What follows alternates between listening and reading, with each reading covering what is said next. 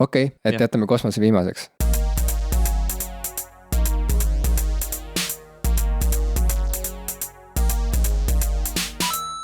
Tere, minu nimi on Ivo Krustok Tere, minu nimi on Jim Ashilevi. ja te kuulate saadet. Te kuulate saadet Popkulturistid, mis on sinu lemmiksaade, sest et miks sa muidu meid kuulaksid? Loomulikult. Ma läksin sujuvalt teie pealt sina peale. Ma ei tea, ma mõtlesingi korras oli siuke segadus, kas sa räägid minuga või sa räägid kuulajaga, aga ma sain aru, et sa ikkagi räägid kuulajaga või meie mõlemaga. Ma alustasin nii, et ma kujutasin ette, et ma olen nagu, ütleme, Aerosmithi solist, et ma olen nagu mingi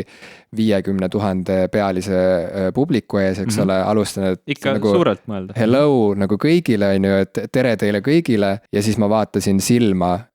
sellele andunud fännile esireas, kes no tõesti väga andunult vaatas, meil tekkis silmside ja ma kohe hakkasin pöörduma tema poole, et this song is for you. Nii et põhimõtteliselt ongi nii, et tere kõigile kuulajatele, aga see, mis me nüüd siit edasi räägime, see on mõeldud just sulle. Jah, sulle, kes sa meid praegu kuulad. Sulle, kallis kuulaja, ainult sulle.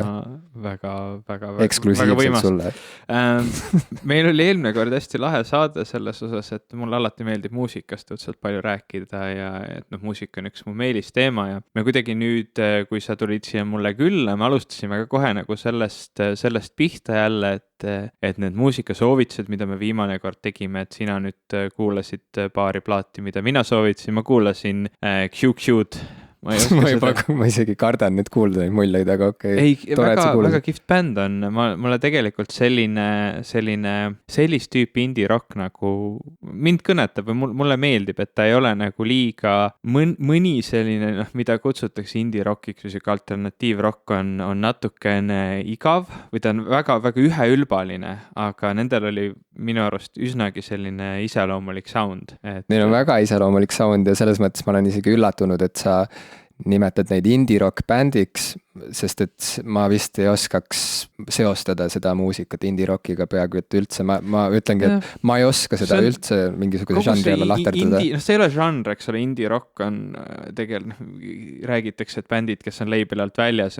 minu arust neil ikkagi on label ja see nii ehk näon siuke üsna mõttetu nimetus, see indie bänd, eks ole, aga see minu jaoks kirjeldab mingit sellist väga suurt rühma bände, kes minu jaoks nagu vähemalt ühte mingisse, kui mitte žanri, siis sellisesse lähenemise järgi nagu kuidagi kokku tulevad. Okei, saan aru. Et kas või seal on ju kuulus muusikaprodutsent Sia, kes kirjutab laule Lady Gagale ja nii edasi, et ta kuidagi ei kajastu indina, eks ole, aga samas mingi osa tema loomingust, mis ta nagu ise teeb, tal on paar siukest väga kuulsat lugu, Chandelier oli vahepeal ja tal olid siuke väga edukad hitid vahepeal, aga mingi osa tema loomingust minu jaoks nagu kindlasti läheb indie alla, jälle ta teeb midagi nagu teistmoodi. Ja sama on ka selle plaadiga, mis me viimane kord välja tõime, Sampha Process, et Sampha ise on hästi edukas muusikaprodutsent teistele muusikutele ja ka on nagu osa sellest nii-öelda muusikaleibelite masinavärgist ja asjadest, aga see plaat, mis ta välja tõi, vaata minul jällegi see läheb nagu sinna indie muusika alla, et ta, või ma võiks ta nagu sinna panna, sellepärast, et ta on jälle nagu teistmoodi natuke, ta on sellest keskstriimist nagu natuke kõrvale. Ütleme, tegelikkuses sul on õigus, see indie nagu leibelina on suhteliselt mõttetu, eks ole. Ei, indie, ma saan aru, sest ta ongi ta on mingisugune staatus või mingisuguse nagu tööviisi või ma ei tea, ta on siuke nagu organisatoorne termin. Minul on ta feelingu feeling ka, aga indie rock minu arust, vaat see just juba teeb selle asja kuidagi spetsiifilisemaks, sellepärast ma ei oskakski nagu, et Sampha puhul... Mis bänd sul indie rockiga seostuks? Esmajoones, hetkel Deer Hunter ikkagi, sest et see on mu elu lemmik indie rock bänd, kuigi muidugi lugesin... Blur või midagi? Ei, Blur, ma ütleks, et ta on Britpop ikkagi, ta on nagu sellest teisest siuksest traditsioonist, nagu 90-ndate siuke, mis 90-ndatel vastas sellele, millele vastab praegu indie rock, on ju. Aga Deer Hunteri solist samas ühes intervjuus vist Pitchforkile ütles jällegi, et ta nagu tõrgub selle lahterduse vastu, et nemad on indie rock bänd, et mis mõttes, et kust otsast või et samas ma ütlen, et kõik on nii tundlikud alati selle üle, selle suhtes, et kuidas neid lahterdatakse ja sildistatakse, samamoodi nagu kirjanduses paljud kirjanikud on nagu solvunud, kui neid pannakse mingisse eraldi kategooriasse, et on nagu ilukirjandus,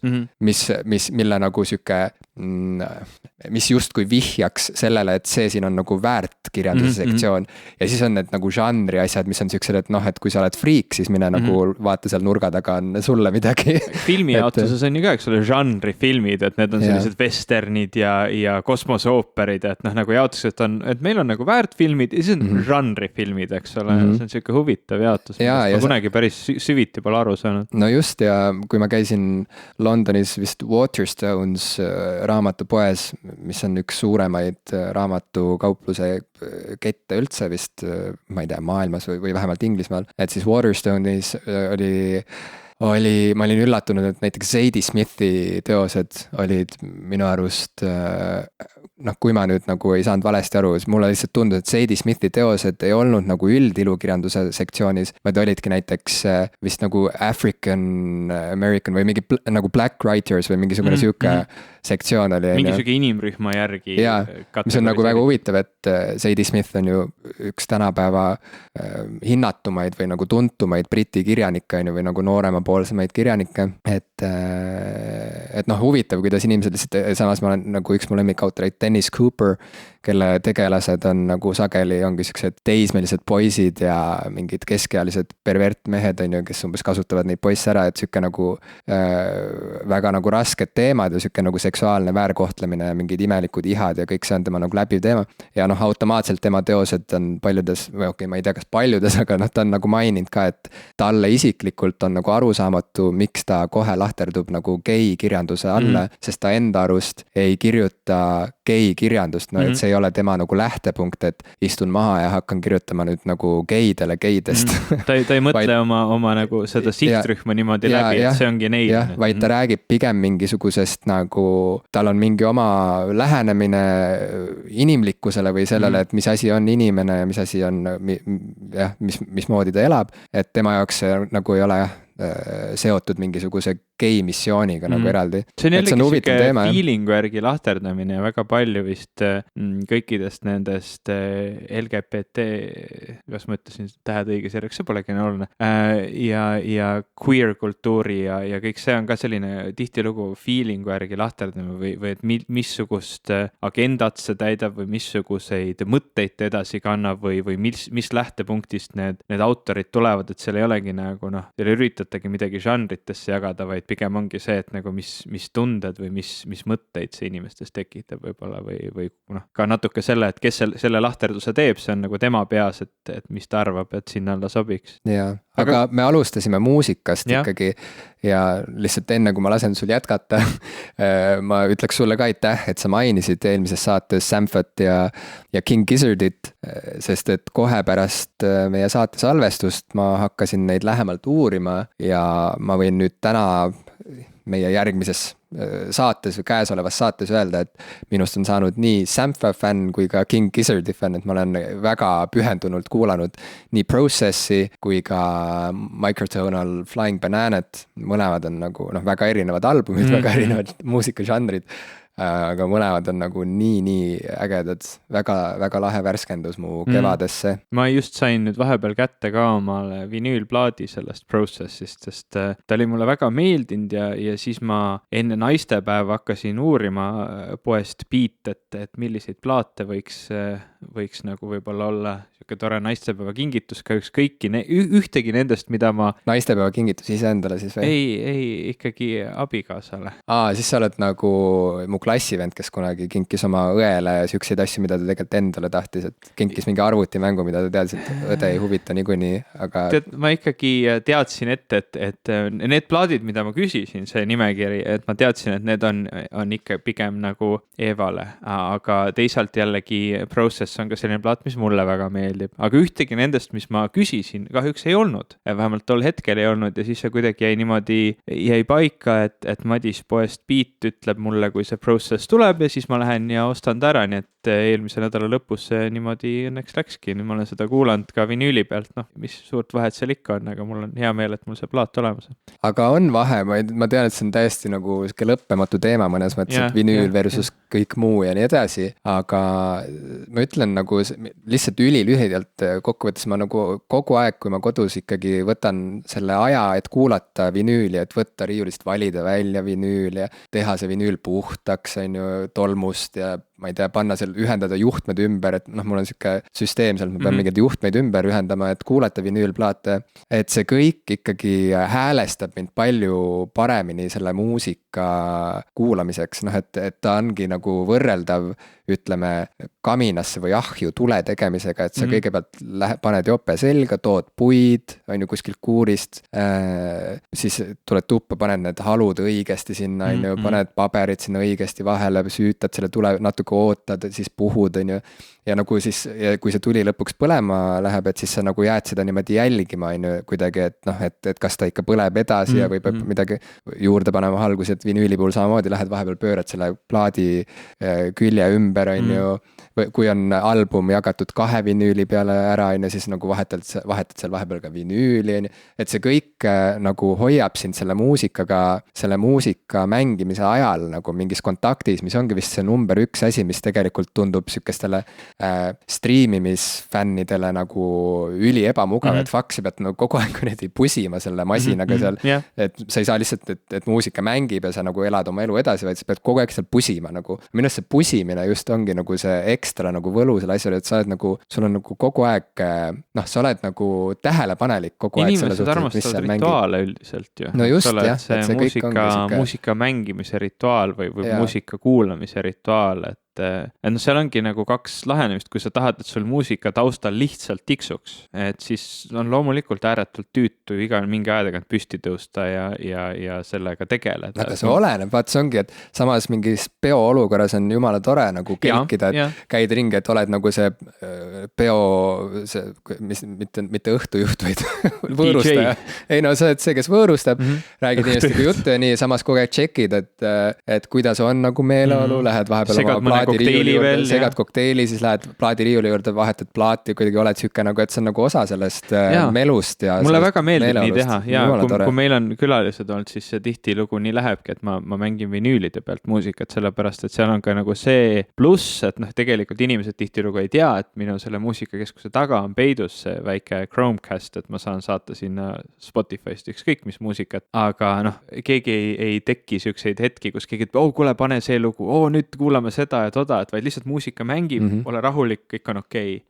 Et ei pea nagu liiga palju jebima sellega, et ma mäletan neid, kui YouTube alguses hakkas olema nagu selline põhiteema kõikide noorte jaoks, et siis pidudel oli see probleem, et keegi tahtis YouTube'ist ühte asja näidata, siis poole video pealt keegi ütles, kuule, aga pane seda ka ja kindlasti vaatame seda Ott Sepa mingit nalja ja nii edasi, et noh, see nagu läks läbuks kätte ära, et keegi üritas mingit mussi vahepeal sealt mängida, siis keegi näitas 3 naljavideot ja kassivideot ja ühtegi nagu lõpuni saadud vaadata, et sama jama natuke nende Spotify'dega, et kui keegi nagu juba teab, et saab vahetada, siis ta tahab täiega seda oma lemmikut kuulata, et mis on noh ka fine, peomeeleolus ju tore avastada uut muusikat ja värki, aga noh, see läheb nagu tihti natuke liiga tihedaks. Mul just oli näiteks kodus sihuke olukord, kus jällegi tuli muusika kuulamise tuju, mõtlesin, et kuulan vinüüli pealt, siis hakkasin vaatama oma seda riiulit läbi ja leidsin sealt ühe vinüülplaadi, mille mu elukaaslane kinkis mulle vist 2-3 aastat tagasi, millega ma tol hetkel eriti ei suhestunud. Esiteks mulle tundus, et see sound on kuidagi imelik ja no, just nagu praak. ja teiseks kuidagi ei kõnetanud, tegu oli Bon Ivory albumiga, mis seal albumi nimi võis olla? Sa ei mõtle seda, mis tal nüüd hiljuti välja tuli, vaid üks enne seda, jah? See vist oli üks enne seda, Google'da, mis see oli ääretult kuulus plaat tal, see nagu tegigi kogu tema karjääri, tal oli enne seda. Äkki see oligi tema nagu self-titled album? Jah, võis küll, ma nüüd ei tule meelde, vaata need kõik asjad. Jah, tal oli see esimene plaat oli Forever Ago ja siis oli Bon Iver 2011. Ma arvan, et see ongi see näitaja seda kaant. See oli see, kus see lugu Perth peal oli, mis ta, noh see plaat nagu tegigi kuulsaks ju tegelikult. Huvitav, ma pole kedagi kuulnud seda plaati niimoodi kirjeldamast, et kuidagi nagu isegi praak on see helinat. Ma ei tea, see oli kuidagi nagu midagi, nagu mingid nivood olid mulle kuidagi mõjusid veidralt minu kõrvadele, aga nüüd panin peale ja järsku ma olin nagu valmis selleks albumiks ja saad aru, ma nii nautisin seda ja see kuidagi, just see element selle juures, et ma ei pannud seda nagu kuidagi juhuslikult Spotify'st mängima, vaid ta oligi mul see valmis asi, see füüsiline objekt, mis nagu ootas mind, et see oli see füüsiline objekt, mis ootas mind riiulis ja ma võtsin ta kätte, ta oli sihuke suur ja ilus, kauni kujundusega, on ju,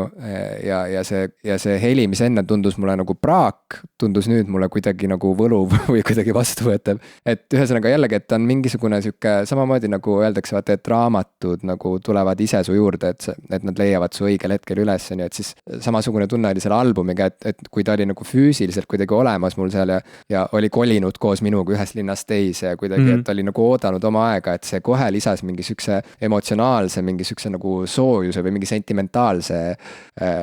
kihi kuidagi sellele avastusele, mida ei oleks olnud, kui ta oleks lihtsalt tulnud mulle juhuslikult, YouTube'ist näiteks ette, ütleme, et mingi autoplay'ga, vaata. Bon Iveri muusika on ka selline, mille jaoks peab olema mingi kindel feeling, näiteks ma pole tema seda uut albumit kuulanud selle tõttu, et lihtsalt ma ei ole sattunud sellisesse olukorda, kus ma tunneks, et jah, ma tahan nüüd kuulata Bon Iveri, et tegelikult ta on väga omapärane muusika ja ta vajab nagu teatud lähenemist. Mõnele ta lihtsalt meeldib, ma saan sellest aru, mina kirjeldaks teda endaks nii, aga tema see helipilt on selline ääretult huvitav ja kuidas ta on loonud siuksed olukorrad, kus on stereogitarrid, nende 2 gitarri eri kõlaritest ja nad liiguvad niimoodi 2 kõrva vahelt edasi-tagasi, et üks ühele poole, teine teisele poole, see tekitab sellised väga voolavad ja kuidagi rütmilised mustrid ka selles, kuidas seda plaati miksiti, et jällegi üks sellistest inimestest, kes kasutab helistuudiot instrumendina, et väga, väga kihvt, aga plaatidest natukene nagu edasi liikudes, mul oli üks ääretult lahe live kogemus eelmine nädal, ma ei ole hästi ammu kontserdil käinud ja nüüd üks noor Eesti hip-hopi muusik, Eik, varem oli ta nime all ka XD vist oligi niimoodi, et siis temal tuli välja tema teine täispikk plaat ja ta esitles seda siis nüüd kultuuriklubis Kelm ja ma käisin seda kuulamas sellepärast, et mul oli tema muusika juba pikemat aega meeldinud. Ta on hästi noor poiss, ma isegi ei oska praegu öelda, kui vana ta täpselt on, ma pakun, et äkki 17 või äkki 18, pigem 17, aga tema selline lähenemine hip-hop muusikale üldse nagu sõnade kirjutamise sellele, ta suudab sellist väga huvitavat sügavust ja nagu isegi teistsuguseid vaatenurki kõigele leida, et ma tean, et räägitakse, et ma tean, et see üldine lähenemine on, et noor inimene oskab kuidagi nii huvitavaid vaatenurki leida või nii sügavalt teemasid käsitleda, aga ma arvan, et noortel on just lihtsam kuidagi olla sellise väga avatud meelega, mis tihtilugu, kui sa oled noorem, on raske, on see eneseväljendus. Et sa ei ole veel õppinud ennast piisavalt hästi väljendama ja sul puudub selline väga hea tugev taustsüsteem. Aga tema puhul ma kindlasti nagu tunnetan, et tõesti see taustsüsteem kuidagi on juba väga hästi arenenud ja tema selline lähenemine on väga tugev. Nii et ma käisin tema plaadi esitlusel ja siin ongi nagu see, et ma mäletan, et enne kui me hakkasime üldse seda podcasti tegema, sa ütlesid mulle, et ma tahaks leida viisi, kuidas teha luule lahedaks. Ma lihtsalt mäletan sellist, et kuidas muuta luule jälle nagu ägedaks noorte seas. Ma mäletan sellist lauset. Ja sellel kontserdil... Üldse ei mäleta, et miks ma üldse oleks pidanud mõtlema sükse asja peale. Ma ka ei tea, aga see on mulle meelde jäänud. Okay. Ja seal kontserdil siis oligi nagu niimoodi, et iga mingi aja tagant, näiteks jälle olid need paar siukest ägedat räpilugu ja siis oli vaikus, tuli lavale näiteks noormees või neiu, need olid vist kas tema klassikaaslased või koolikaaslased või lihtsalt sõbrad ja siis lugesid luuletusi. Väga ilusaid luuletusi oli, täitsa hästi sobis see kõik nagu kokku, aga see oligi selline väga huvitav kontrast, et on kõva pidu ja möll käib, järsku on vaikus, keegi tuleb lavale, plaksutatakse, loeb luuletuse, plaksutatakse, pidu läheb edasi. Et võib-olla see on nagu see viis, kuidas siis luulet noortele lähemale tuua. Jaa, sest et ega kirjandus ju üleüldse ja kõne ja kõik see on ju tulnud suulisest traditsioonist, on ju, ja ikkagi ütleme läänes on väga hästi läinud sellisel spoken word luulel, eks ole, ja noh, räpp on selle viinud uuele tasemele, aga Eestis jällegi sellist nagu, seda on vahel tõlgitud nii, et luuleprõmme väga huvitav tõlge. Luuleprõmmimist või no poetry slam on ju. Okei. Vaata, kui sa pead ütlema inglisekeelse sõna, et ma peaksin eestikeelsest aru saama, siis see vist ei toimi väga. Ja, et neid on toimunud, ma ei ole käinud ise ühelgi, aga samas natuke nagu kardan ka minna. Äkki prõmmitakse läbi kuidagi. Prõmmitakse kuidagi täiesti läbi jah, et ma pigem olen näinud video vahendusel mingeid asju, noh, et kunagi ma mäletan mingilt Soome kanalilt teismelisena ma nägin Saul Williamsiga ühte poetry slam'i teemalist filmi, kus ta mängis mingit poeeti, on ju, nii nagu ta umbes päriselus ka on. Ja siis mulle tundus see nagu super äge, ma mõtlesin, et vau, noh, et siuke asi, noh, et ta ongi nagu,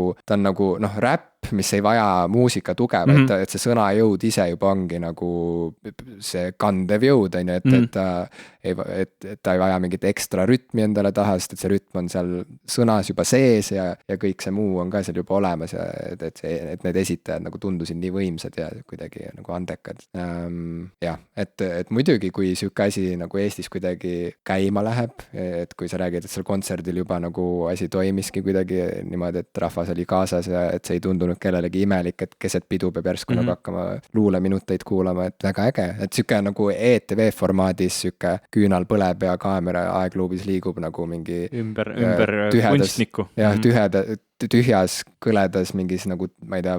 vanas tehase ruumis nagu istub pingi peal või taburetil istub poeet ja siis nagu vaatab ainiti kaamerasse ja loeb oma luuleread ette, ma ei tea, et see enne aktuaalset kaamerat, et ikka inimesed oleksid rahulikult tooli peal ja et no selle saate tegemisega olid minu lähedased sõbrad tegelikult seotud,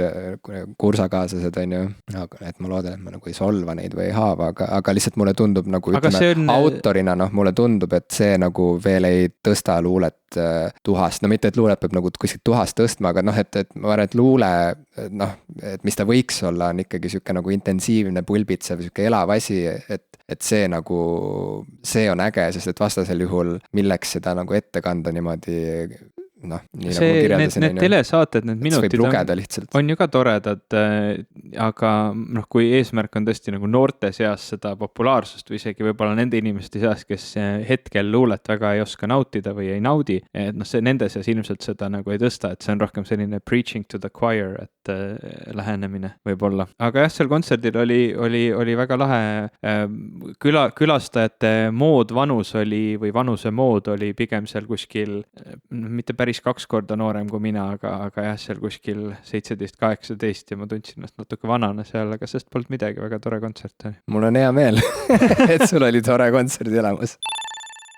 Aga luule on teatavasti kirjandus ja kirjandus üleüldse on mulle väga oluline teema, sellepärast ma ei oskaks arvatagi. No võt, ma aeg-ajalt ikka nagu tõstatan selle teema siin popkulturistide podcastis ka ja nüüd hiljuti mõni päev tagasi oli mul võimalus kohtuda Eesti emakeeleõpetajate seltsiga. Neil olid kevadpäevad Haapsalus ja ma käisin neil korra külas, kohtusin sellise saalitäie väga erinevas vanuses ja erinevast soost emakeeleõpetajatega, kes mõistagi nagu paljud emakeeleõpetajad annavad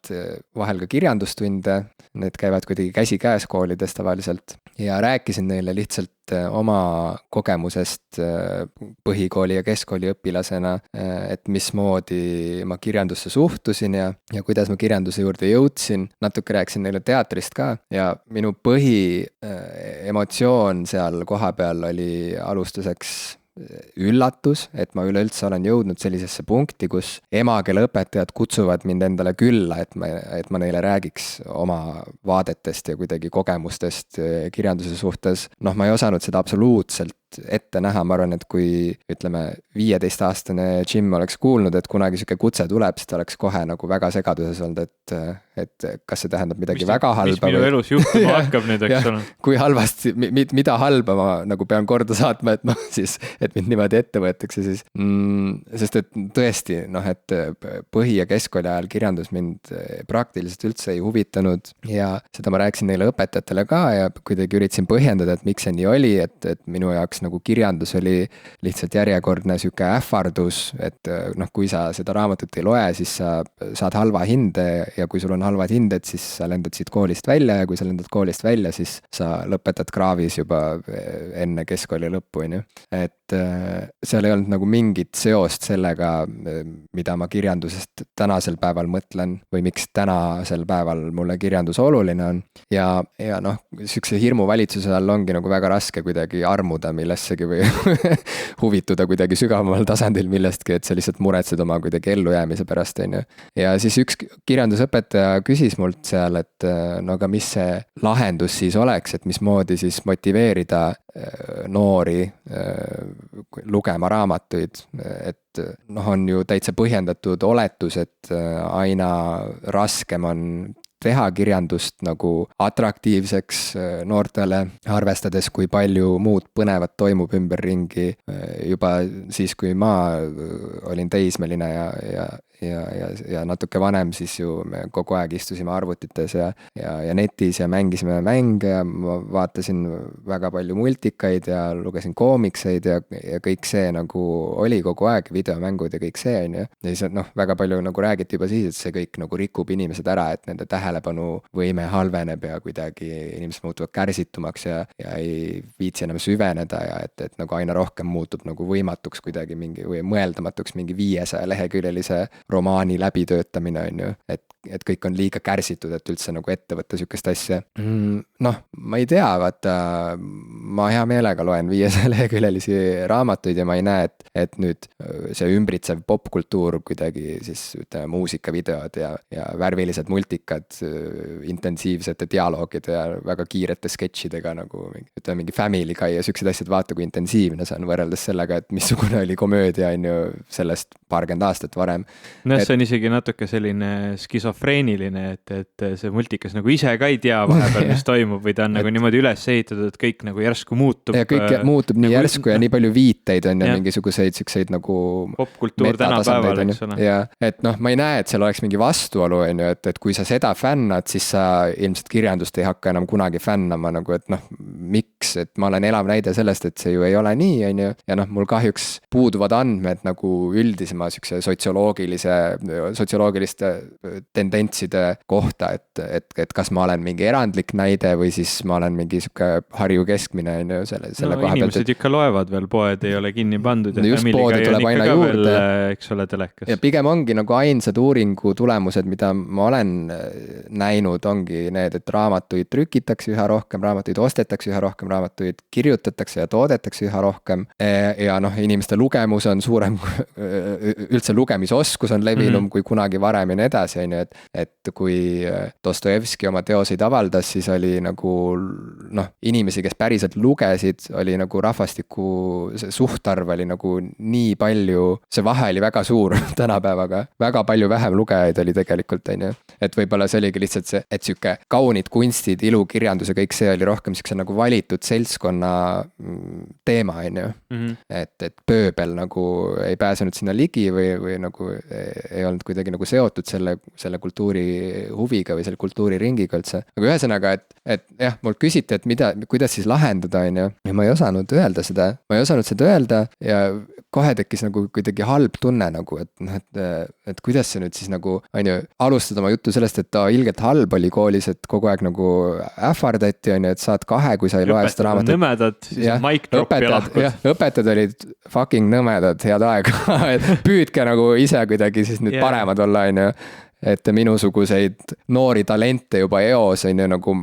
kuidagi nagu lämmatate meid ära ei lämmataks. Ja üks õpetaja küsis ka, et kas on võimalik siis, et õpetaja võibki kirjanduse mõne inimese jaoks eluks ajaks ära rikkuda sellega, et ta lihtsalt õpetab valesti ja siis keegi nagu veel sealt, keegi teine õpetaja kohe ütles ka nagu oma nurgast nagu, et jaa, loomulikult nagu kuidagi morn nagu atmosfäär tekkis korraks. Kõigil oli kuidagi halb olla sinu kõne peale. Ma ajasin neid naerma ka nii, aga naljakas oligi see, et või no ma kohe ütlesin, et ei, minu arust päris nii ei saa nagu öelda, sellega nagu kohe nagu lükkab hullult suure vastutuse õpetaja õlule, on ju. Ega oma tegemist on ikka inimese enda teha, eks? Jaa, just, aga no mida sina arvad, et mismoodi näidata või tõestada nagu tänapäeva noorele, et kirjandus on elav asi ja et sellega on võimalik nagu väga põnevalt kuidagi suhestuda, et see võib kõnetada teda mingil väga isiklikul ja intensiivsel moel. Ma arvan, et mul on nagu pikka aega sellele mõelnud ühte või teistpidi ja ma ei ole kindel, kas minu arvamused selles osas tegelikult praktikas toimiksid, aga ma olen kogu aeg juba tegelikult keskkoolis, kus ma väga aktiivselt ka näiteks oma kirjandusõpetajaga sel teemal vestlesin ja mõtlesin väga palju nagu nendele küsimustele, et miks me seda loeme, mida ma tegelikult tahaksin lugeda ja kõike seda, et seal oli nagu väga selge vahe sees nendel raamatutel, mida mulle meeldis lugeda ja mis ei tekitanud minust mitte mingit huvi. Ja see peamine vahe oli see, et kui see raamat sisaldas sisu, millega ma ei suutnud absoluutselt samastuda, kui see raamat rääkis inimestest, kes olid minu jaoks nii kauged, et sama hästi oleksid nad võinud olla olemata, või see raamat rääkis teemadest, mis olid liiga keerulised, et ma neid suudaksin 17-18 aastasena või nooremana, kui me räägime põhikoolist, üldse nagu aduda, et siis see ei pane mind lugema, et ma ikkagi leian, et selline eakohalisus, et need raamatud tõesti oleksid mõeldud sellele vanusele ja teine asi see, et need raamatud räägiksid maailmast, mida need noored kogevad. Eks kõige populaarsemad raamatud, mida me praegu näeme või nüüd on juba, ma olen ise juba vanaks jäänud, eks ole, et siis kui mina keskkoolis käisin, kõige popimad raamatud olid Harry Potteri raamatud. Jah, need ei räägi elust, mida noored tänapäeval kogevad, aga nad räägivad tänapäeva noortest inimestest, lihtsalt nad on paigutatud sellisesse fantaasia keskkonda. Ja samamoodi selline, kuidas seda kutsutakse eesti keeles, on young adult, eks ole, see kirjandus või noortekirjandus.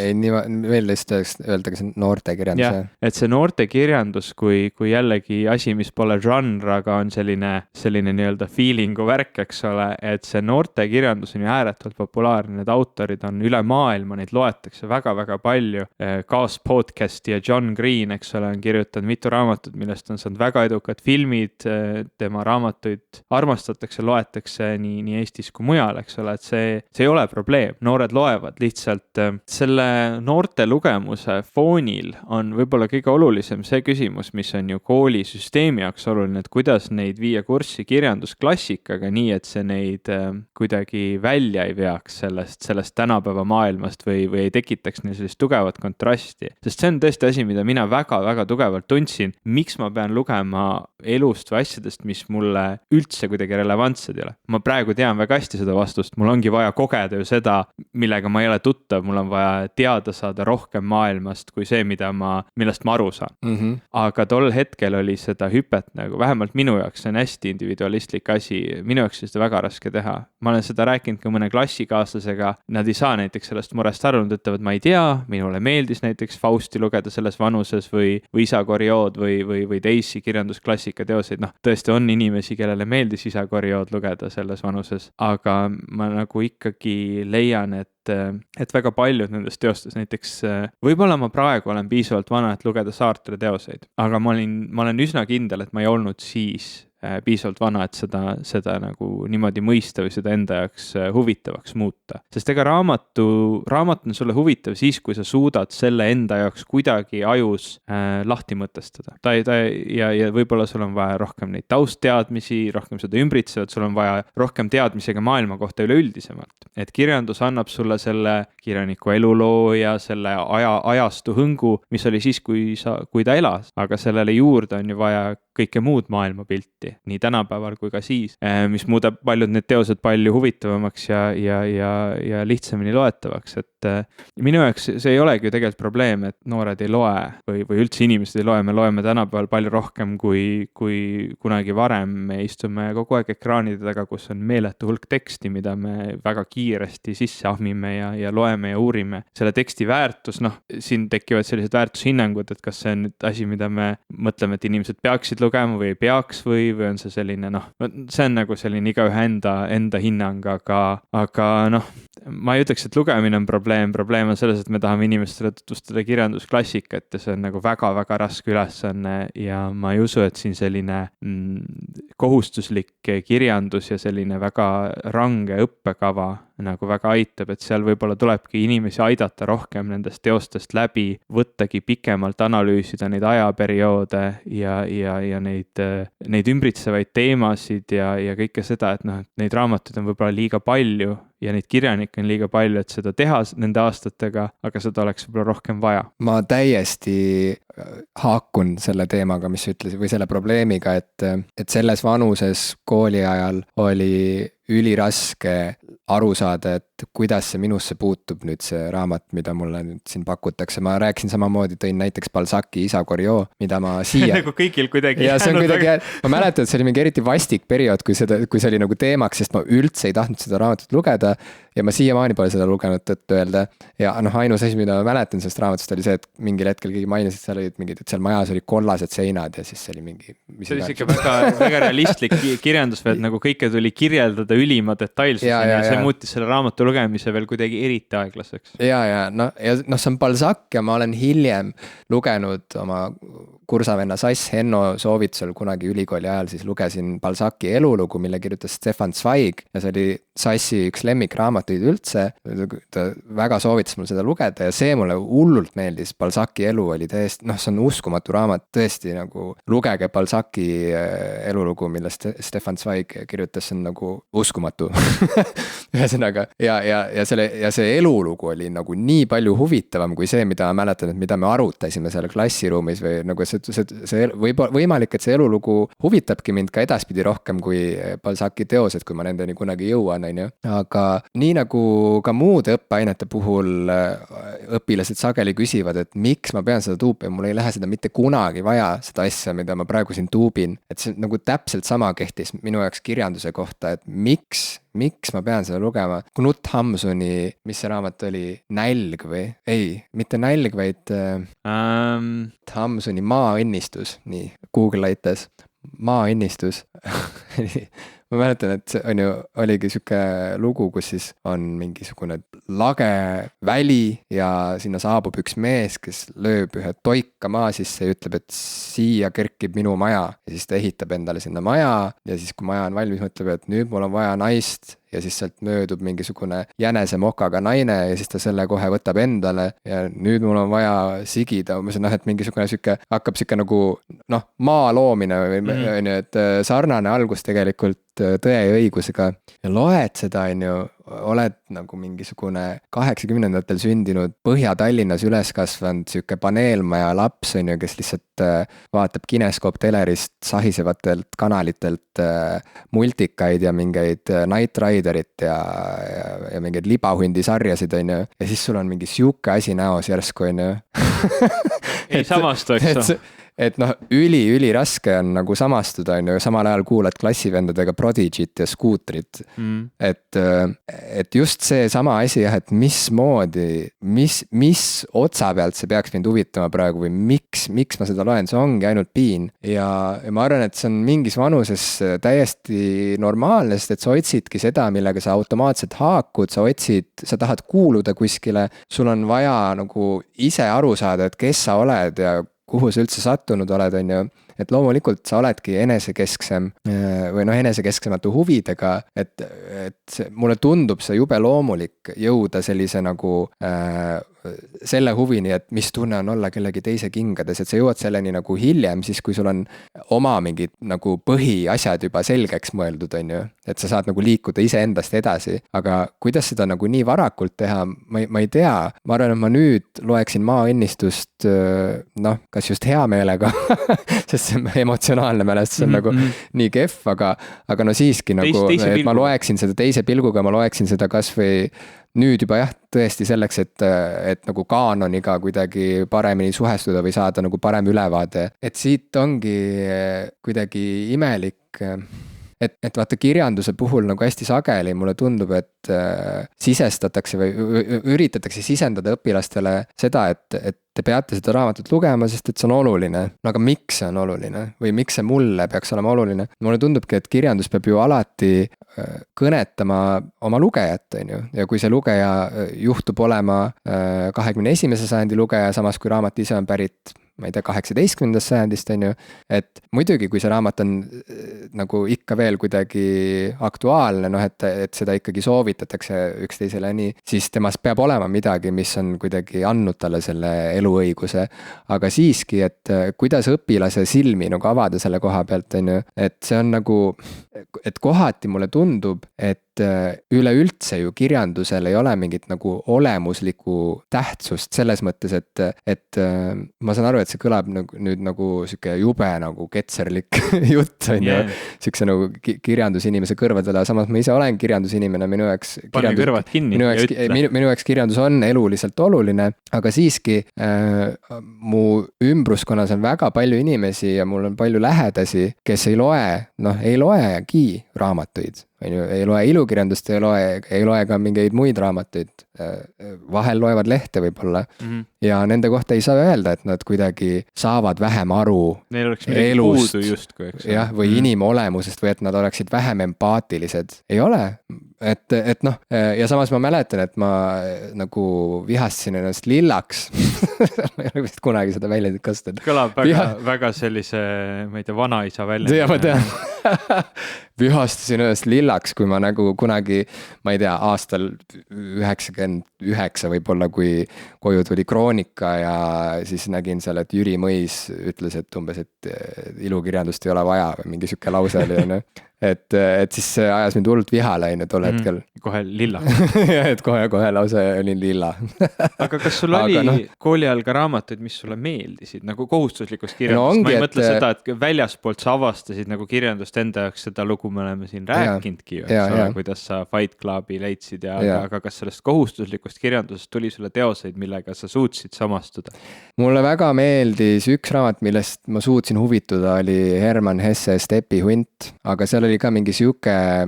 tegur asjal juures, et üks mu klassivend, kellest ma väga lugu pidasin, kes oli üks targemaid inimesi meie klassis, tema ütles nagu paar huvitavat mõtet selle raamatu kohta kirjanduse tunnis ja siis ma kuidagi hakkasin mõtlema, et peaks uurima, et see tundub huvitav. Ja kui ma hiljem seda raamatut lugesin, siis ma tõesti nagu otsast lõpuni olin nagu väga kaasa haaratud sellest. Ja hiljem tulid Salingeri Kuristik rukkis, Fitzgeraldi Suur Gatsby ja Graham Greeni Vaikne ameeriklane. Et need olid raamatud, mis nagu kuidagi äratasid minus huvi esmakordselt elus niimoodi, et ma hakkasin mõtlema, et siin toimub midagi huvitavat. Lugemine võib olla nagu nauding. Ja, et kirjandus ei ole mingisugune surnud siuke raske kivi, millega mulle lihtsalt nagu näkku lüüakse, vaid et ta on mingisugune asi, kus on sees mingi valu, mingisugune intriig, mingisugune küsimus, millega ma suudan suhestuda. Ja võt nüüd mulle nagu tundubki, et nagu sa ütlesid, võib-olla tõesti neid autoreid ja neid raamatuid on liiga palju ja aega on liiga vähe tegelikult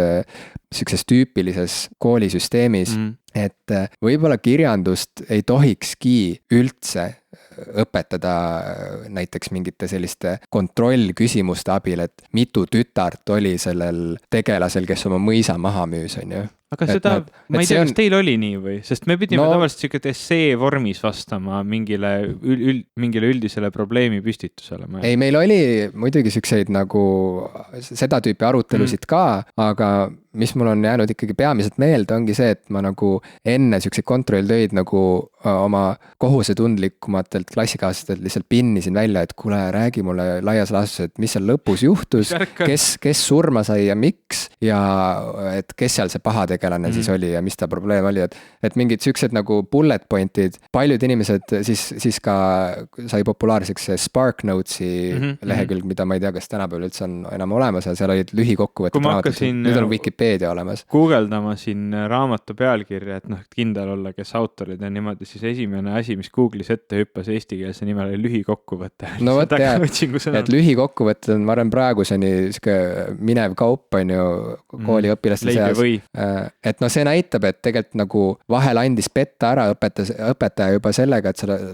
lugesid selle lühikokkuvõtte läbi, jätsid mingid tähtsamad faktid meelde ja siis said sellega said oma 4 või 5 kätte, on ju. Et mulle tundub, et see on nagu täiesti vale lähenemisnurk, et kui sa tahad kontrollida, kas õpilane luges või mitte, okei, ma saan aru, et siis on jah, see on selline instrument, millega sa saad nagu tuvastada, et kas luges või mitte, kas ta valetab mulle või ei valeta, aga see ei ole ju kirjanduse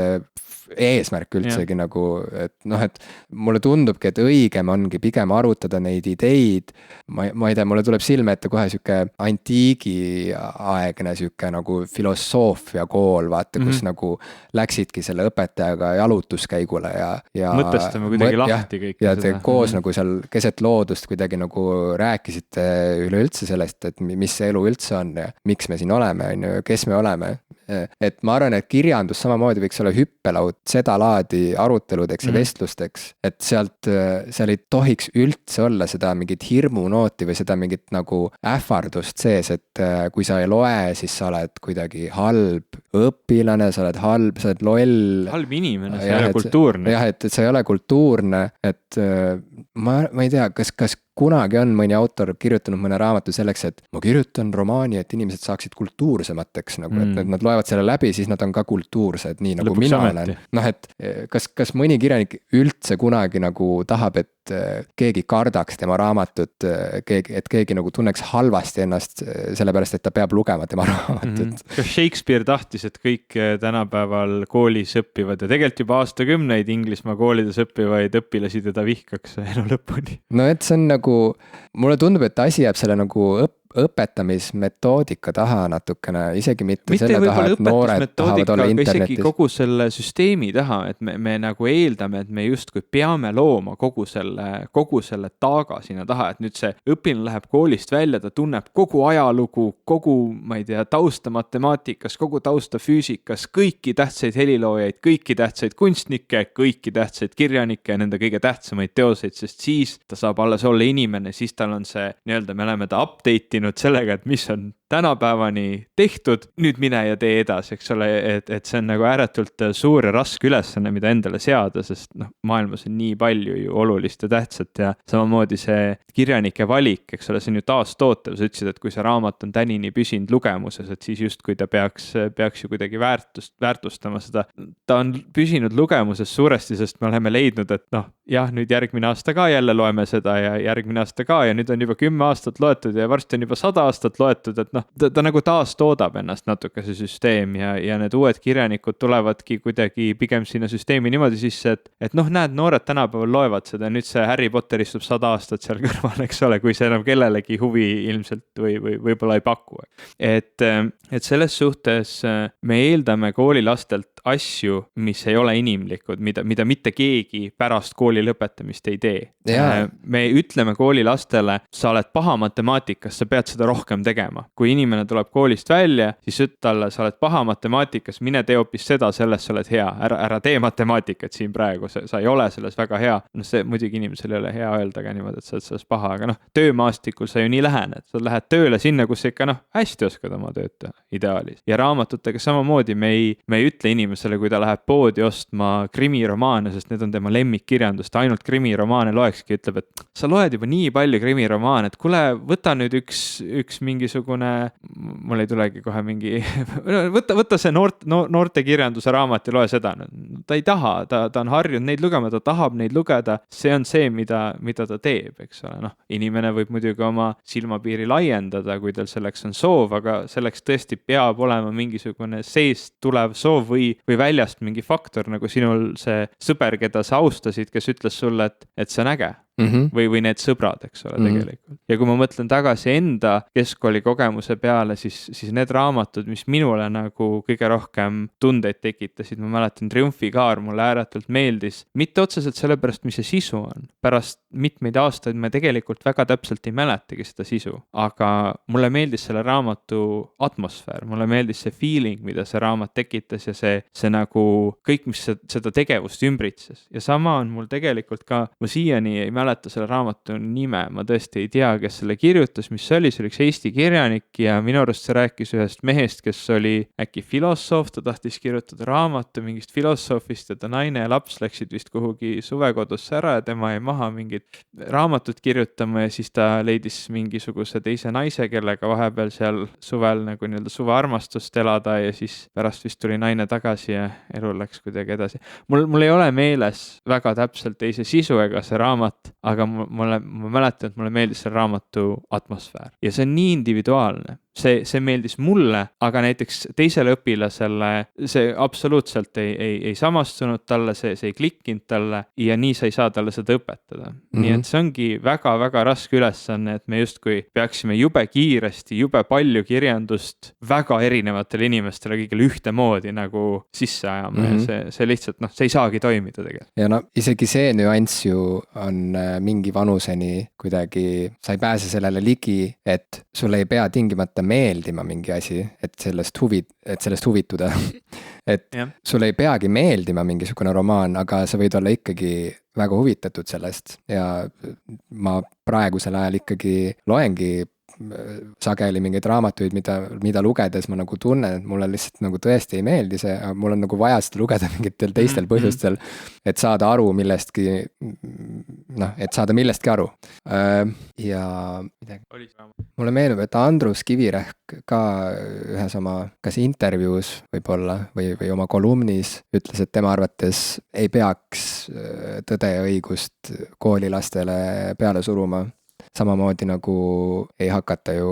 nagu väga noortele inimestele tuumafüüsikat kohe õpetama. Ma arvan, et siin ongi see oluline moment, et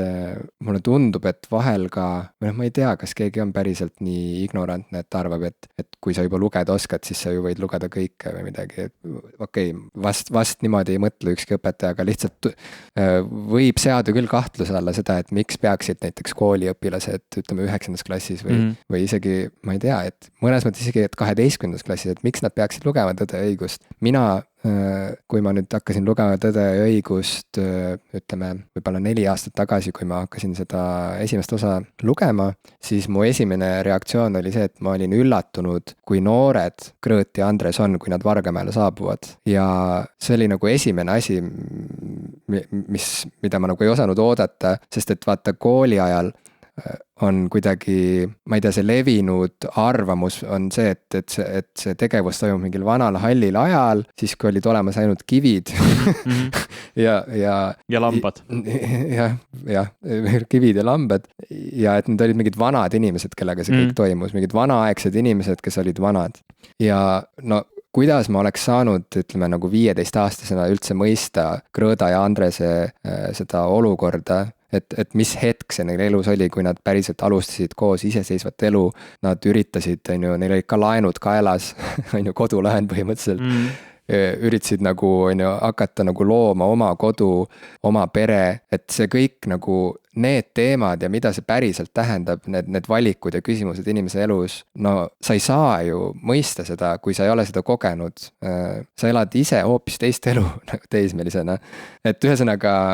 muidugi on mingid üldinimlikud teemad, millele nagu saab mõelda juba väga varasest east peale, nagu näiteks surm, kas või, et see on ka mingisugune oluline teema ju, nii Tões ja õiguses kui ka üleüldse, ütleme, kõigis raamatutes üldse, mis on kunagi kirjutatud. Aga et võt siin on nagu see, et see on nagu oluline, see on väga oluline küsimus, et mismoodi luua kontakt õpilase ja kirjandusteose vahel. Ja see alati peab nagu alguse saama mingilt väga isiklikult pinnalt tegelikult. Ja senikaua, kuni kirjandus on lihtsalt mingisugune nagu järjekordne kohustus, sa pead lugema, sest see on oluline, ja kui sa seda seost ei leia enda jaoks, siis sa oled lihtsalt, siis viga on sinus, siis ongi juba käärid, mingid väga massiivsed käärid. Ivo, ma tean, et sa oled mitu korda öelnud, et sa ei ole suur ilukirjanduse lugeja ja et sa pigem eelistad populaarteaduslikku kirjandust. Ja ma pean sind nüüd tänama,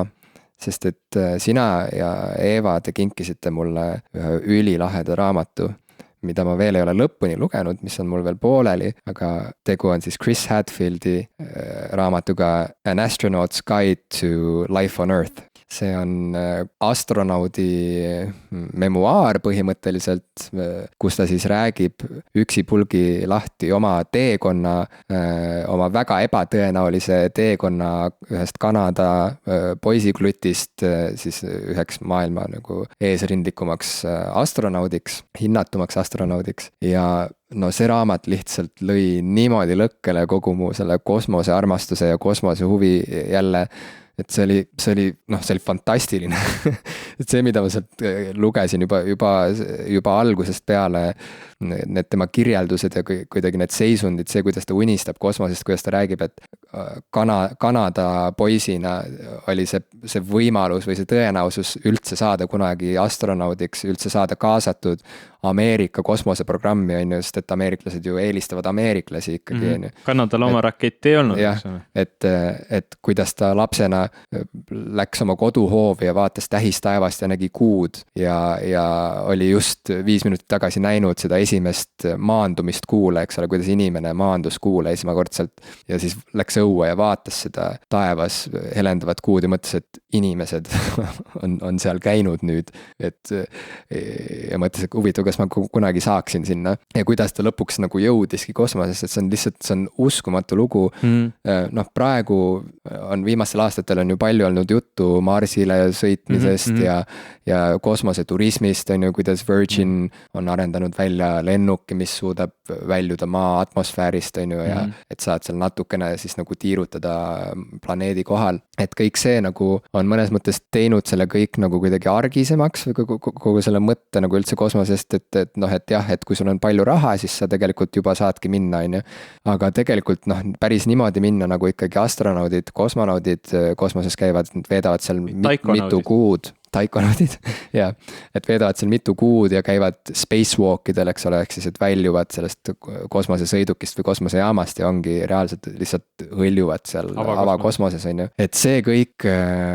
viimati ma kogesin seda Gravity filmi vaadates, mida ma vaatasin ka 2 korda vist, sest et mul oli, noh, see lugu ise on väga lihtsakoeline ja seal midagi erilist ei ole, aga lihtsalt see kosmose tunne oli seal eriti kuidagi tajutav, eks ole. Et nüüd seda Chris Hadfieldi raamatut lugedes, kui ta kirjeldab nagu seda kosmoses olemist, lihtsalt neid naljakaid imelikke hetki, kus no, midagi läheb tal silma, need siuksed argimured nagu, need argi ebamugavused, mis võivad nagu, ma ei tea, mitmesaja miljonilisi projekte lihtsalt pekki keerata, sellepärast, et kellelgi seal nagu mingi veetilk hakkab põljuma seal skafandri sees ja see keerab kõik pekki. Et ühesõnaga, et see on hämmastav, see kõik on nii hämmastav ja ma mõtlesingi, et vaata sina ju, noh, sina kinkisid, sina otsustasid, et võiks Jimile kinkida selle raamatu või Evaga koos otsustasite, et kas sul on ka mingisugune kosmosefanatism kunagi olnud või mismoodi sina nagu kosmosest üldse huvitud, mis sind kosmose juures huvitab, kui üldse? Ma olen tegelikult ikkagi väga-väga kaua aega, nii kaua kui ma mäletan, olnud väga suur kosmosehuviline. Meil oli kodus 2 raamatut, mida ma väga hästi mäletan, see 101 autot oli üks neist ja teine oli mingi teine 101 mingit asja, igatahes ühest nendest olid raketid sees, äkki see oli 101 lennukit ja seal olid vist raketid ka ja kuukulgur ja mingid siuksed kosmosesondid ja ma ei ole neid raamatuid rohkem kui 10 aastat kindlasti isegi näinud, aga mul on väga elavalt meeles, kuidas ma neid pilte vaatasin ja väga nagu see kosmos, ma arvan, et on väga palju inimesi, keda kosmos köidab, sest see on selline kauge, arusaamatu mingis mõttes, kättesaamatu ja noh, täpselt nagu Chris Hadfield rääkis, et see tõenäosus, et see üldse kunagi oma elu jooksul sinna saada on nii ääretult pisike enamus inimeste jaoks maailmas, et noh, sellest võib-olla ei tasu unistada, aga samas, eks ole, näed, on inimesi, kes unistavad, tegutsevad ja saavad. Aga läbi aastate ma olen vaadanud nii palju erinevaid kosmose dokumentaalfilme, vaadanud kõiki neid, BBC-l oli üks ääretult tore lavastatud selline dokumentaalsari kosmoserallist, kus siis nii-öelda ühelt poolt siis Korolev Venemaal ja teiselt poolt siis Ameerikas endisest Natsi-Saksamaast siis kas nii-öelda päästetud või vabastatud või ületoodud siis insener Wernher von Braun, kuidas siis 2 suurt gigantriiki riiki, maailma võimsamat riiki omavahel siis võitlesid, et kes jõuab esimesena kosmosesse, kes jõuab esimesena Kuule ja kaugemale, et see oli nagu ääretult põnev ja kogu see teema, kuidas inimene on suutnud, inimene liigina on suutnud kasvada välja, et tegelikult me oleme lihtsalt mingi ahv, eks ole, me oleme suutnud jõuda teisele taevakehale, me oleme suutnud jõuda Kuule. See on nii absurdne mõte, et mingi loom, eks ole, vaata enda ümber ringi, neid loome on igasuguseid, mingi loom oma evolutsioonis, sotsiaalses, bioloogilises, kuidas iganes, on jõudnud nii kaugele, et ta suudab oma planeedilt ära minna ja maanduda kuskil mujal ja siis tagasi tulla. See on lihtsalt nagu absurdne ja see on nii inspireeriv minu jaoks, et ma tean, et on väga palju inimesi, kes väga ei armasta inimest. Vaata, kui siuksed populaarsed meemid on, kuidas, et justkui nagu kuu ja maa räägivad ja kuu siis vaatab maa poole ja maa aevastab ja on paha olla kuidagi, oi, et ma olen nakatunud inimestega,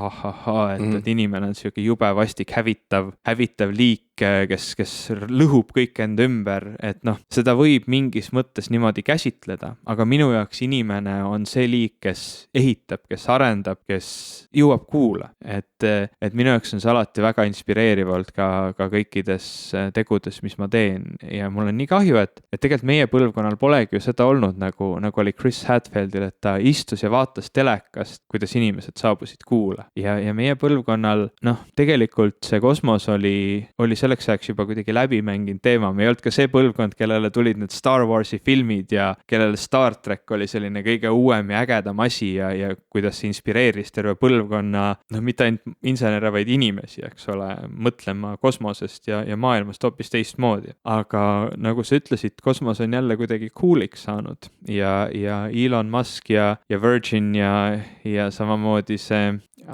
Jeff Bezos oma erinevate projektidega,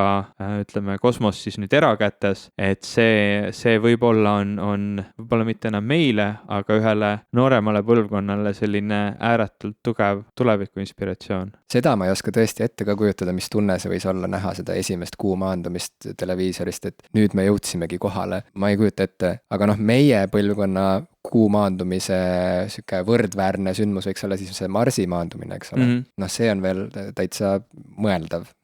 See on mõeldav. Kui me vaatame Elon Muski plaane, siis tegelikult ju järgmise mõnekümne aastaga, ega need plaanid on natuke ebaselged, aga loodetavasti. Aga mulle tohutult meeldis see, mismoodi sa rääkisidki sellest ebatõenäolisusest, et kuidas üks siuke loomake on jõudnud nii kaugele oma arvutuste ja plaanidega, et tõesti ta lahkub oma planeedilt ja läheb kuu peale, eks ole. Ma olen kuulnud ka seisukohta, et see on ju mõttetu kokkuvõttes, et me ei tea oma planeedistki veel piisavalt palju, et mida me sinna nagu kosmosesse tikkume, kui meie oma planeet Maa on veel täiesti avastamata, et siiamaani on võimalik leida veel, avastada mingisuguseid suguharusid, kes elavad meie teadmata kuskil metsas, ja kellel on täitsa oma kultuur ja oma keel ja nii edasi, et me ei tea veel kõike isegi oma nagu erinevatest inimrühmadest, rääkimata sellest, et mis toimub ookeani sügavustes näiteks, kes seal elavad et iga kord, kui ma vaatan mõnda loodusfilmi ja jälle need mingid kalad võivad sealt mööda, see tundub täpselt nagu lihtsalt mingisugune arvutiprogramm, mida Disney Pixari stuudio ka kasutab, lihtsalt paneb random mode'is nagu lihtsalt sülitab välja mingeid erinevaid kalu, genereerib mingisuguse algoritmi abil erinevaid värvi ja mustri ja kuju kombinatsioone ja siis viskab nad sinna vette, eks ole, loodusfilmi, et see on nii random just nagu, mis seal vee all toimub. Seal on nii imelikud olendid kõik koos, ja ega me ju ei tea, et kuhu kaovad võib-olla need tüübid, kes kuidagi tajuvad paremini, et mingi sissetungija on lähenemas, tal on mingid sensorid, mingid mootorid küljes, et võib-olla tajub seda juba kaugelt ja ongi nagu ülipalju mingeid liike, keda me ei olegi näinud, kes elavad nii sügaval ja seal pimeduses, kes ei lasegi ennast märgata või kes teab, et ühesõnaga, et me ei tea, mis toimub maa keskmes, selle kohta on ka ainult teooria ju tegelikult, lõppkokkuvõttes keegi ei ole nagu puurinud maa tuumani välja ja nagu näidanud, näete siin ongi siuke tulepall, vaadake kes teab, võib-olla seal on mingi hiireke, kes väntab, ratta otsas, ma ei tea, aga see on kõik siuke, see on siuke vaidluse koht, ja ja mina olen ikkagi, ma olen igasuguse avastamise ja uurimise poolt ja ma olen eriline kosmosefänn ikkagi, et maa sügavusest huvitab mind ikkagi rohkem avakosmos. Marsi sügavus. No okei, Marsi, jah, okei, miks mitte Marsi sügavus, aga inimesi on palju, selles suhtes, et igal ühele jätkub ju ühte või teist asja avastada, ega seetõttu, et me uurime kosmost, ei tähenda, et me uurime vähem maad ja need tegevused kindlasti väga palju toetavad üksteist, et noh, meie inseneriteadus areneb ja see tegelikult on kasulik nii nendele, kes avastavad merepõhja, kui nendele, kes avastavad kosmose sügavust, et väga noh, need asjad ei ole üksteist välistavad minu silmis. Aga sa mainisid jah, et paljud inimesed ju on misantrooplikud, nad ei salli üldse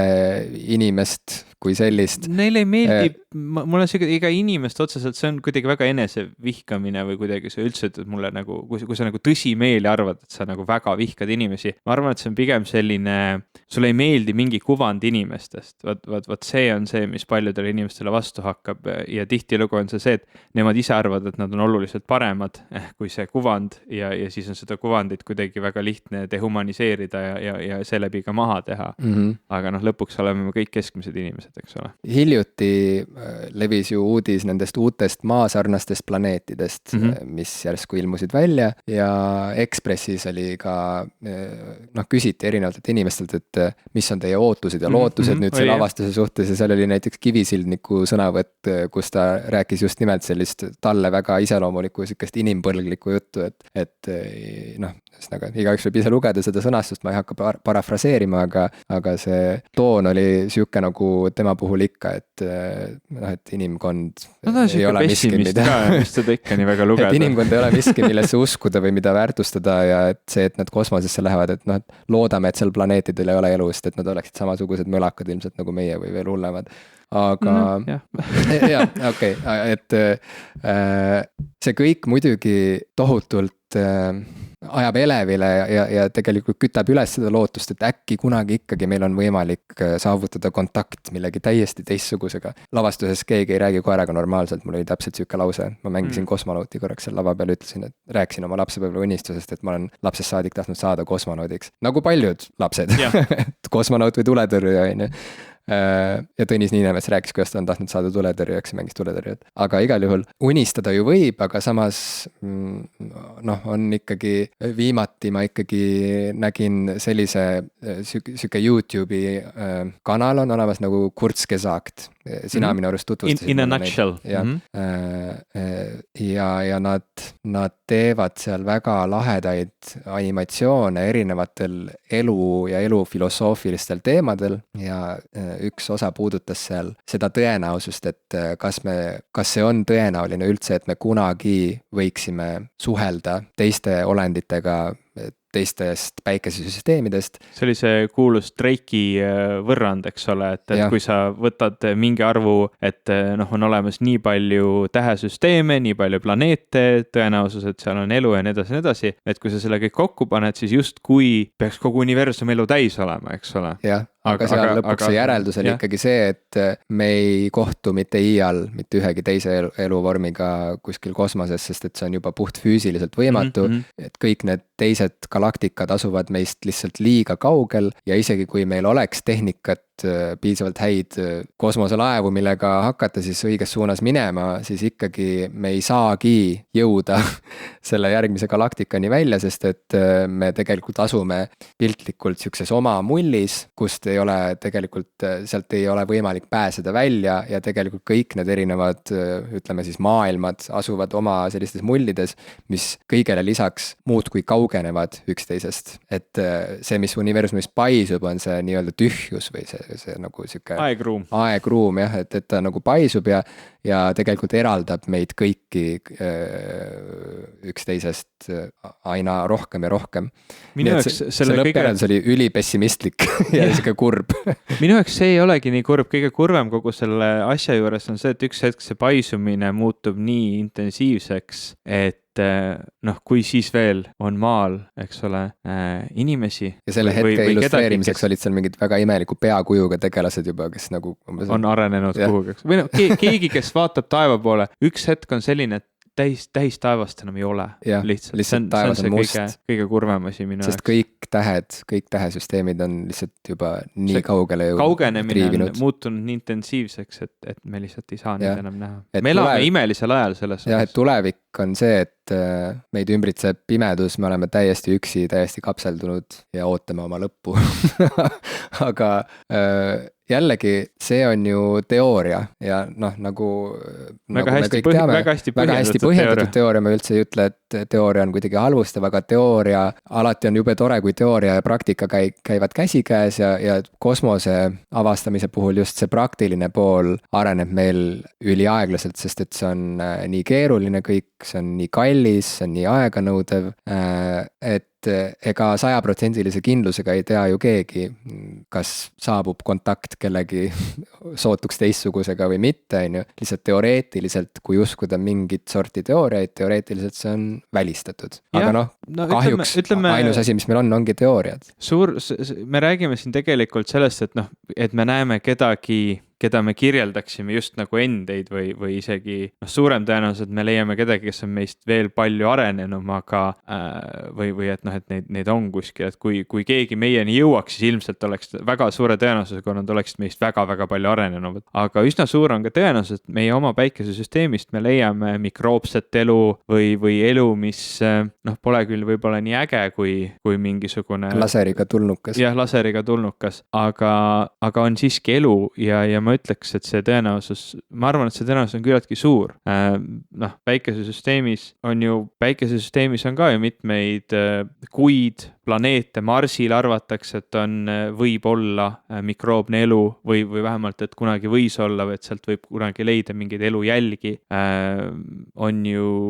eks ole, planeetide kuid, millel on ka vedelat vett, kas või siis väga paksu jääkihi all, kui me kunagi sinna oleksime võimelised minema, kas mingi sondiga või siis nagu mingi kuidagi veel ägedamal viisil, et on suur tõenäosus,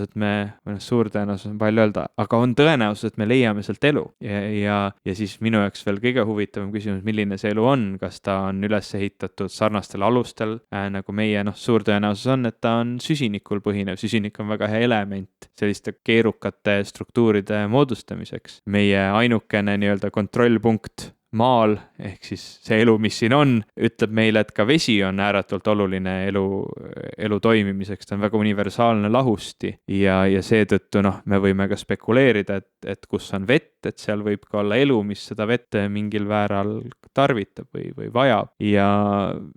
ütleme, kui meie elu põhineb DNA-l kui pärilikkusainel, siis me ilmselt võime spekuleerida ka, et mingisugune pärilikkuse süsteem peab ka sellel elul olema, nii et ma ütlen, et see ei ole üldse nii ebatõenäoline, et kas või oma päikesesüsteemist me üks hetk võime leida elu ja see on üks ääretult huvitav päev.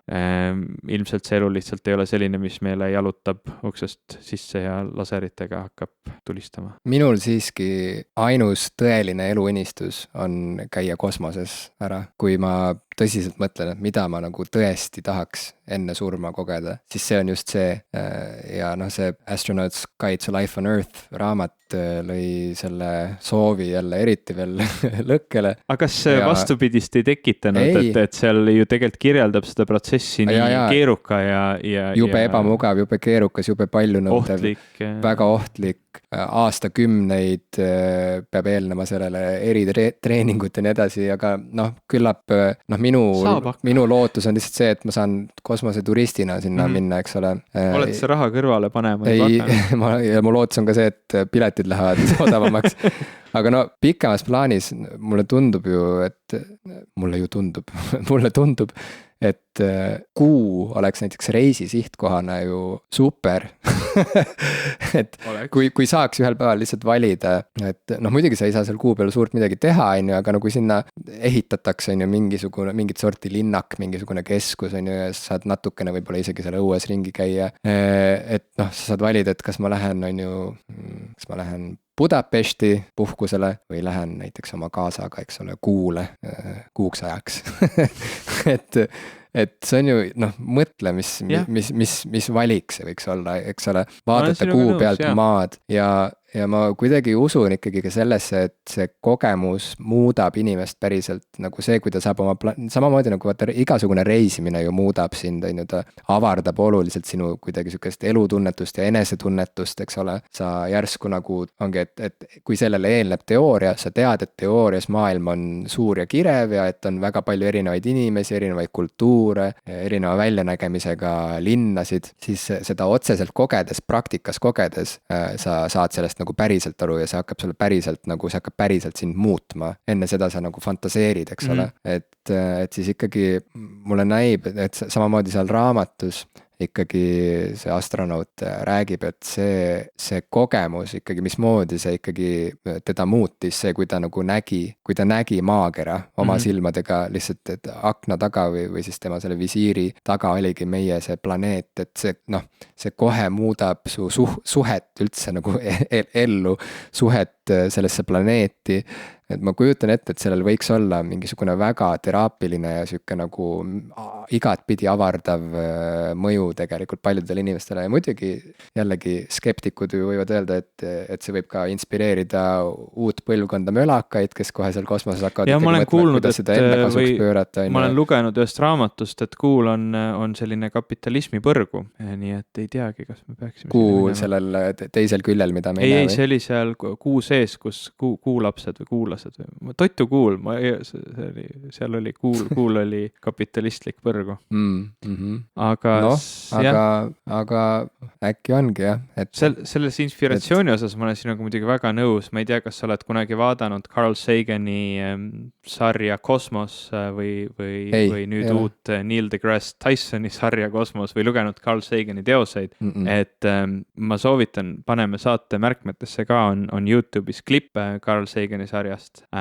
mille nimi on The Pale Blue Dot, kus siis tehti foto, see oli kas Voyager 2 või Voyager 1, mul ei ole hetkel meeles, kui ta hakkas meie päikesüsteemis juba küllaltki kaugele maast jõudma, et oli veel võimalus keerata ta ümber, teha pilt maast väga kaugel, ise maast olles. Ja sellel pildil tegelikult see maakera ongi lihtsalt üks sinine täpp ja selle foto nimeks sai siis The Pale Blue Dot. Ja Carl Sagan, olles nii ääretult poeetiline ja nii hea teaduse ja üldse inimmõtlemise kommunikaator, nagu ta oli, kirjutas sinna ümber sellise loo sellest, kuidas absoluutselt kõik, mis kunagi on toimunud, kõik sõjad, kõik armastused, kõik vihkamised, kõik teosed, kõik inspiratsioon, kõik viha, kõik, mis üldse kunagi on toimunud, iga inimene, kes üldse kunagi on elanud, kõik, millest me oleme rääkinud, mida me teame, on toimunud sellel ühel väiksel täpil. Ja see nagu need pildid maast, mis tekkisid sellel hetkel, kui me jõudsime kosmosesse, kui inimkond jõudis kosmosesse ja hakkas seda tajuma kui ühtset süsteemi. Tegelikult arvatakse, et ka oluliselt on inspireerinud meie keskkonnaliikumisi, on inspireerinud maailma vaatama kui ühtset süsteemi ja tegelikult sellest ka nii mõtlema ja see on ääretult väärtuslik. Ma väga soovitan neid Carl Sagani vanu sarju või loenguid, ta tõesti oskab nagu kuidagi väga poeetiliselt rääkida universumist, kosmosest ja ütleme, ega need teadmised seal nüüd niimoodi väga iganenud ka ei ole. Ja kui on tunne, et võib-olla see sari pole nii äge, siis on mõned aastad tagasi tehtud sari Kosmos Neil deGrasse Tysoniga peaosas, kes peaaegu sama hästi või võib-olla isegi vahel paremini suudab kommunikeerida neid sõnumeid. Vägev, ma võtan need kindlasti ette ja viimase mõttena ütleksin lihtsalt välja, viskaksin siia nagu kosmosesse välja veel ühe soovi, et nii nagu mu eluunistus on jõuda kunagi kosmosesse elusana siis minu ideaalmatus, ütleme, oleks selline, et mu keha lihtsalt visataks kosmosesse. Kusjuures see on nii naljakas, ma olen seda mõelnud enda puhul samamoodi. Ma ei ole sellest väga rääkinud, aga ma olen ka kujutanud ette, et see... Ma ütlesin cool selle peale. Kujutades ette, kuidas ma olen surnud kanged kehad, mis on mingisse kangasse mässid, mis lihtsalt visatakse kosmosesse nagu mingi prügi ja mis põlevad tõenäoliselt kuskil atmosfääris lihtsalt tuhaks, aga ma mõtlesin cool. Kui meid visatakse kuhugi avakosmosesse, siis see, et tõenäoliselt me kuhugi atmosfääri jõuame, ei ole muidugi ääretult suur. Aga selles suhtes, jah, see on nagu huvitav mõte, ma ei tea, miks ma sellele mõelnud olen, aga jah, selline kosmiline matus. No, sest ma nagu kuidagi alati küsitakse inimestelt, et kas sa eelistaksid sind nagu maetakse maha või sa eelistaksid seda, et sind tuhastataks. Ma olen nagu mõelnud, mulle nagu kumbki variant ei sobi hästi, mulle tundub, et see on rõve, et ma seal kõdunen, mingid vaglad nagu söövad mind, on ju. Ja ma olen täiesti üksi seal mulla all ja see on ka rõve, et ma lihtsalt nagu, et ma põlen nii et see kosmose variant, ilmselt see on, see ongi, see tuleneb mu kosmose nendest unistustest, kosmose armastusest, aga ka sellest, et näiteks Alieni filmiseeria on üks mu elu lemmik teoseid üldse. Ma aeg-ajalt jälle võtan oma selle DVD-boksi välja ja vaatan need lisad läbi ja see on nagu väga oluline film mu elus. Et seal ju, noh, et ulmefilmidest üldse on tuttav ju ka siuke kosmosematus nii-öelda, eks ole, keegi hukkub, et siis seal kosmoselaevas pole selle surnukehaga midagi teha, et koju jõudmiseni on nii palju aega veel, siis ta lihtsalt jah, nagu heidetakse sinna avakosmosesse, on ju. Ja see on kuidagi ilus. See on kuidagi, ilmselt seal ka on peidus mingit sorti nagu lootus, et äkki siis on võimalik veel, et keegi nagu leiab selle keha ja kuidagi teeb temaga midagi põnevat, üldsegi mitte mingis nagu perversses mõttes vaid lihtsalt, et noh, et äkki on võimalus nagu näha veel midagi, et see kuidagi, ma ei tea, keha äratatakse ellu. Ma arvan, et seal peidus on ka kerge siuke nagu järelelu soov kuidagi igavese eluni või näha asju, mis on nagu võimatud. Su keha on ju seal kosmoses täiesti jäätunud, on ju, ta ei kõdune, ta nagu jääb samasuguseks ja lihtsalt hõljub seal, ma ei tea, 1 miljon aastat, on ju, aga et ka selles mõttes on midagi palju kihvtimat kui lihtsalt nagu kõdunemises ja põlemises. Jah, mul on väike palve ka meie kuulajatele. Kui te tahate juba või äkki te olete seda juba teinud, ma ei tea, te ei ole lõpuni kuulanudki ja tahate meile kirjutada sellest, kuidas inimene pole kunagi kuul käinud ja see kõik filmiti ühes mingi stuudios kuskil Nevada kõrbes üles, siis ärge tehke seda. Te tõenäoliselt ei üllata mind mitte ühegi teooriaga ja kui te tahate seda uskuda, siis palun, aga tõenäosus, et minu meelt muudate on ääretult väike ja ma pigem kustutan selle kirja ära lihtsalt, kui hakkan ennast väsitama selle lugemisega. Astronauts Guide seda raamatut lugedes, millest me oleme nüüd siin pikalt rääkinud, ma kuidagi muiates mõtlesin ka sellele, et kuidas lameda maa teoreetikud võiksid suhtuda sellesse memuaari, et see on ikka nagu nii naljakas, kuidas jällegi see faktid versus see, mida inimene usub, on ju, et noh, et selle inimese jaoks, kes usub, et maa on lihtsalt lame, tema jaoks ju jällegi selle astronaudi memuaar on osa sellest vandenõust et see on jällegi nende tumedate jõudude poolt või valitsevate jõudude poolt tellitud töö, et panna uskuma inimkonda selles, et maakera on ümmargune ja see on nagu nii naljakas. Aga mul on häid uudiseid, selles osas lõpuks ometi on selge. Martin Vällik pildistas, kuidas laev Soome sõidab ja nüüd me teame, et maa tõesti on kerakujuline. Või noh, mitte kerakujuline, aga mitte lapik. Et nüüd see on tõestatud nagu once and for all. Martin Vällik võttis fotoaparaadi ja tõestas ära. Jääb üle ainult teha sügav kummardus austatud fotograafile. Vähemalt see teema on nüüd lõpetatud.